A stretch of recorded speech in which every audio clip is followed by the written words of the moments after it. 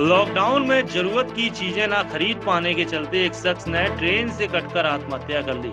आत्महत्या का कारण शख्स ने अपने सुसाइड नोट में लिखा है कि उसको गेहूं चावल तो राशन की दुकान से मिल रहा है, लेकिन दूध मिर्च मसाला दुकानदार अब उधार नहीं दे रहा। ऐसे में जीवन यापन करना बहुत मुश्किल हो गया है। ऐसे में शासन प्रशासन की कोई भी व्यक्ति सुध नहीं ले रहा हमारी। फिलहाल जीआरपी ने शव को कब्जे में लेकर शारजापुर के पोस्टमार्टम हाउस भेज दिया, जहां पर उसका पोस्टमार्टम किया जा रहा है। वहीं आत्महत्या के बाद कांग्रेस ने राजनीति भी शुरू कर दी है। दरअसल ये घटना लखीमपुर के कस्बा मैगलगंज निवासी 50 वर्षीय भानु प्रकाश गुप्ता की है, जो लॉकडाउन में भूखमरी की कगार पर पहुंच गए थे। लगातार लॉकडाउन बढ़ रहा था, भानु प्रकाश की नौकरी भी चली गई। उनको गेहूं तो राशन की दुकान से मिल रहा था, लेकिन जरूरत की अन्य चीजें नहीं मिल पा रही थी।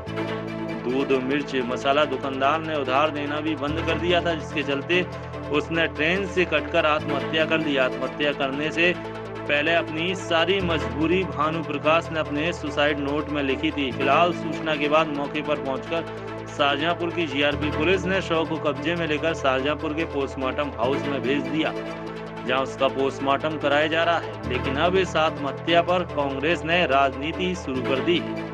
घटना की सूचना मिलते ही पूर्व केंद्रीय मंत्री जितिन प्रकाश गर्ग व कांग्रेस के दूसरे नेता भी पोस्टमार्टम हाउस पहुंच गए। वहां पर उन्होंने मृतक के परिवार से बातचीत की और उसके बाद मीडिया से बात करके उन्होंने प्रदेश सरकार पर गंभीर आरोप लगाए। उनका कहना है कि लॉकडाउन में गरीब आत्महत्या करता है और सरकार कुछ भी नहीं कर रही है। उन्होंने मांग की है कि मृतक के परिवार को आर्थिक सहायता दी जाए। आत्महत्या करने वाले भानु गुप्ता की मौत के बाद पूरे प्रदेश में सियासी पारा हाई वोल्टेज ड्रामा का रूप ले लिया है। हर पार्टी इस समय सरकार को घेरने में लगी है। जहां प्रियंका गांधी वाड्रा ने ट्वीट करते हुए सरकार पर आरोप लगाए, तो वहीं समाजवादी पार्टी की तरफ से मृतक के परिवार को 1 लाख रुपए देने की घोषणा की गई। ऐसे में शिवपाल सिंह यादव की पार्टी प्रसपा के प्रदेश महासचिव ने मृतक के परिजनों से मिलने पहुंचे और उनके परिवार को आर्थिक सहायता दी। साथ ही उन्होंने कहा कि उनकी पार्टी के मुखिया शिवपाल सिंह मुख्यमंत्री से बात करेंगे और भविष्य में यदि कोई उनके परिवार को परेशानी होगी तो वह उनसे या उनकी पार्टी से सीधे संपर्क कर सकता है। वहीं प्रसपा के प्रदेश महासचिव ने सरकार को घेरते हुए कहा कि सरकार सिर्फ दावे कर रही है, जिससे गरीब मजदूर आत्महत्या करने को मजबूर है। मरने से पहले भानु गुप्ता ने एक सुसाइड नोट भी लिखा, जिसमें उसने साफ तौर पर लिखा है कि सरकार ने उसको राशन तो दिया, मगर राशन जीवन के लिए पर्याप्त नहीं। वहीं समाजवादी पार्टी से जिलाध्यक्ष तनवीर खान ने कहा कि समाजवादी पार्टी गरीबों और मजदूरों के साथ है। उनकी पार्टी को जैसे पता चला, तुरंत उन्होंने परिवार को 1 लाख देने की घोषणा की और सपा की संवेदनाएं उनके परिवार के साथ है। मृतक के परिवार की समाजवादी पार्टी हर संभव मदद करेगी। वहीं उन्होंने सरकार से मांग की है कि मृतक के परिवार को 10 लाख का तुरंत मुआवजा दिया जाए। सुसाइड किया, क्या वजह निकल के सामने आई?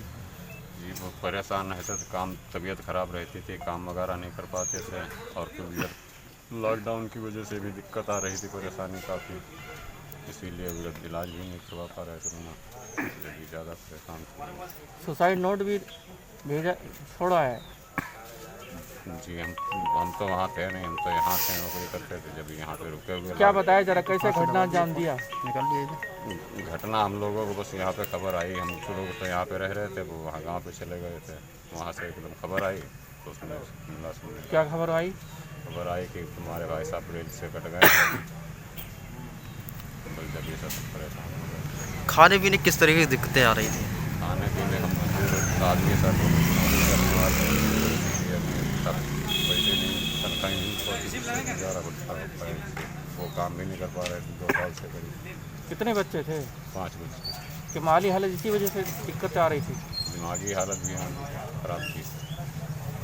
सुसाइड नोट उन्होंने लिखा है कि खाना राशन तो सरकारी मिल जाता है, लेकिन और चीज़ें जो है वो उधार नहीं देते हैं, ऐसी कुछ दिक्कतें थी।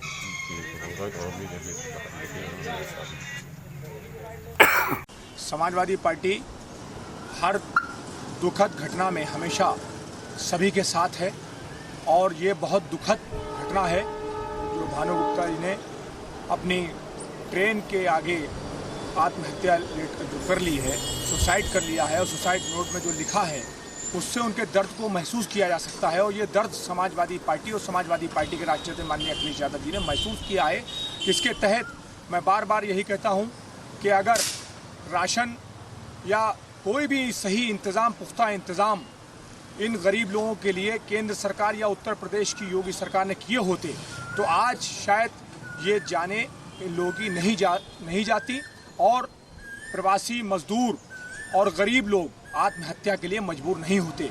जो हालात पैदा किए हैं, इस हालात की जो जिम्मेदारी है, जो बदहाली जो पैदा हुई है पूरे प्रदेश से लेकर देश में, उसकी जिम्मेदारी इन सरकारों की है, केंद्र की सरकार और उत्तर प्रदेश की योगी सरकार की। लेकिन मैं कहता हूं कि इनको सीख लेना चाहिए हमारे समाजवादी पार्टी के राष्ट्रीय अध्यक्ष माननीय अखिलेश यादव जी से कि एक इंसानियत के नाते, मानवता के नाते ऐसे मौके पर हमेशा बगैर सत्ता के, बगैर सरकार के विपक्ष में रहते हुए समाजवादी पार्टी विपक्ष में रह के अपनी अहम भूमिका अदा कर रही है। माननीय अखिलेश यादव जी की तरफ से, समाजवादी पार्टी की तरफ से उनके परिवार को ऐसे मौके पर 1 लाख रुपए देने की जो घोषणा की है, इसके लिए मैं शुक्रिया अदा करता हूं अपने समाजवादी पार्टी के राष्ट्रीय अध्यक्ष जी का और समाजवादी पार्टी का कि बीजेपी की सरकार को, उत्तर प्रदेश सरकार को उनसे सीख लेना चाहिए कि गरीब का दर्द क्या होता है और गरीब क्यों मरने को, आत्महत्या करने के लिए वो मजबूर क्यों होता है। तो ये साफ जाहिर है कि कोई अगर इंतज़ाम पुख्ता किए होते तो आज ये दिन नहीं आता।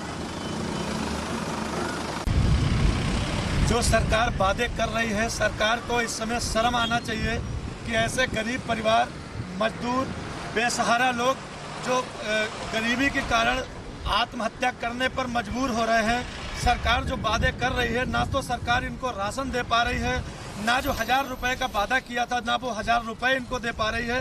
अब इनके भानु प्रताप जी मेघालैंड के रहने वाले हैं, इनके 5 बच्चे हैं, माँ बाप हैं और जो कमाने वाले अकेले हैं वो भी मजदूरी कर रहे हैं। इन्होंने सरकार से कई बार गुहार भी लगाई, जिला प्रशासन शाहजहां लखनऊ लखीमपुर से, लेकिन इनको कोई मदद नहीं मिली। इन्होंने एक सुसाइड लेटर भी लिखा था कि अगर हमको सरकार से मदद नहीं मिलती है तो हम आत्महत्या कर लेंगे, फिर भी सरकार ने ध्यान नहीं दिया। ऐसे में इन्होंने ट्रेन से कट के आत्महत्या कर ली।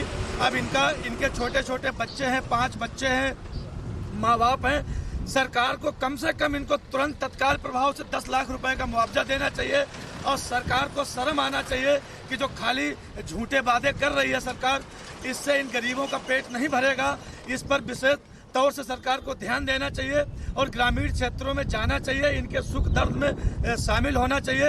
और इन परिवारों के मैं प्रगतिशील समाजवादी पार्टी इन परिवारों के साथ है। मैं इनके लिए दुख संवेदना व्यक्त करता हूं अपनी पार्टी की तरफ से। हमारे राष्ट्रीय अध्यक्ष जी आदरणीय शिवपाल सिंह यादव जी भी मुख्यमंत्री योगी आदित्यनाथ से मांग करेंगे इनके लिए मुआवजा मिले और हम लोग भी मांग करेंगे और हम इनके साथ हैं। इनको कोई भी दिक्कत हो इस परिवार को हमसे संपर्क करें, इनकी हर संभव हम मदद करेंगे। नहीं, ये जो सब देखा कि मेघलगंज क्षेत्र में जो भानु प्रकाश गुप्ता जी की दुखद घटना, जहां उन्होंने आत्महत्या करने पर मजबूर हो गए, रेल की पटरी पर अभी उनके भाई से भी बात हुई। पूरा घटनाक्रम सबके सामने है। क्या मजबूरियां थीं, लॉकडाउन की वजह से परिवार संकट में, नौकरी संकट में, बीमारी घर में, माता वृद्ध, और सरकार की तरफ से कोई सहायता ना मिल पाना, यही सामने आई है बात। यही है ना। मैं यहाँ इसीलिए आया हूँ कि एक तो हमारा रिश्ता क्षेत्र का बनता ही है और मांग करता हूँ उत्तर प्रदेश सरकार से कि इस परिवार को, जहाँ मजबूर हो गया इनका भाई और किसी का बेटा, किसी का पति, किसी का बाप, ये कदम उठाने पे, तो एक शर्मसार करने वाली घटना है हम सब लोगों के लिए, जहाँ हम उसकी मदद नहीं कर पाए समय में। उत्तर प्रदेश सरकार से मैं मांग करता हूं कि आर्थिक सहायता उसके परिवार को मिले, उसकी माता के इलाज के लिए, उसके बच्चों के पालन पोषण के लिए, उसकी विधवा पत्नी के लिए। ये उनका कर्तव्य बनता है, सिर्फ बातें नहीं। मैं उम्मीद करूंगा कि जल्द से जल्द उत्तर प्रदेश सरकार इस तरफ पहल करे। कल ही मैंने देखा कि ओलावृष्टि और तूफान में जो मृत्यु हुई उनमें आर्थिक सहायता लोगों को दी गई, अच्छी बात है, मगर ये घटना ऐसी घटना है जिसकी हम कल्पना भी नहीं कर सकते क्या बीत रही होगी परिवार के ऊपर। तो उनकी सहायता तुरंत ये सरकार करे, यही मैं विनम्र अनुरोध करता हूँ इस सरकार से कि मानवता के आधार पे ये हम सब का कर्तव्य बनता है और तुरंत आज वो सत्ता में हैं तो उसका सहारा बने इस परिवार का। देश व प्रदेश की बड़ी खबरें देखने के लिए सब्सक्राइब करें DSR भारत न्यूज चैनल और हाँ, लेटेस्ट अपडेट के लिए बेल आइकन दबाना बिल्कुल न भूलें।